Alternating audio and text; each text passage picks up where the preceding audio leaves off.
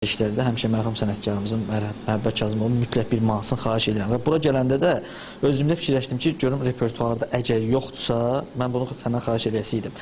Əgər yoxdursa, bir xahiş eləyək, bəlkə Məhəbbət Kazımovdan bir musiqi sahasına, sən ki bunu eləmirsən, çox sağ ol, minnətdaram. Və son olaraq bir mahnıda, kimdən olacaq, kimin repertuarıdır? Son olaraq bir mahnı gələcək, təbii ki köhnə bir mahnıdır, amma yeni aranjman olunub Rizvan müəllimin sayəsində və mən onu yeni aranjmanda oxumuşam. Mahnının adı Qızlar Bulağa gedir, belə bir mahnıdır. Kim oxuyub mahnını? Vallahi o mahnını çoxdan... Son dövrlərdə oxunur yoxsa? Yox, oxunmuyor, bu çoxdan oxunmuş mahnıdır. Amma dəqiq yəni yalan deyirəm kim oxuduğun, kim yazdığın. Çünki o mahnını mən oxuyandan sonra biri dedi mənim mahnımdır, biri dedi mənim mahnımdır, amma tam başqa formada yazılmışdı o mahnı. Yəni bu birinci dəfə səslənir. Oxumusan toylarda? Toylarda oxumuşam təbii ki, amma efirə birinci dəfə gedəcək. O əvvəl başqa muğam istəyirdi. Biz Rizvan müəllim onu indi isə başqa bir muğam üstə aranjman edib. Dinləyərsiniz, yəqin ki, qiymət verərsiniz. Buyur. Buyursunlar.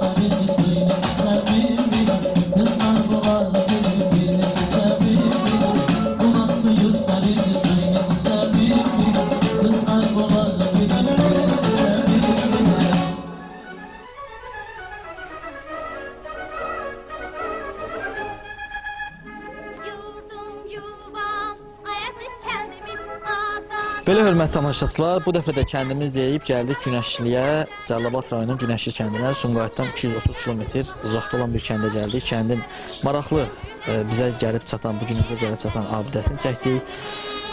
Gözəl insanları ilə söhbət elədik və ən əsası Nurəddin qardaşımızın qonağı olduq. İstəyərdim ki, verilişin sonunda, mən həmişə kəndimiz deyib gəldiyimiz kəndlərdə sonluq deyəndə bu arzu ilə sonluq vururam ki, inşallah arzumuz budur ki, kəndimiz deyib gələn dəfə Qarabağ torpaqlarında, Qubadlıda, Zəngilanda, Laçında və digər erməni işğalı altında olan torpaqlarımıza gedib kəndimiz verilişini çəkək. Buyur qardaş.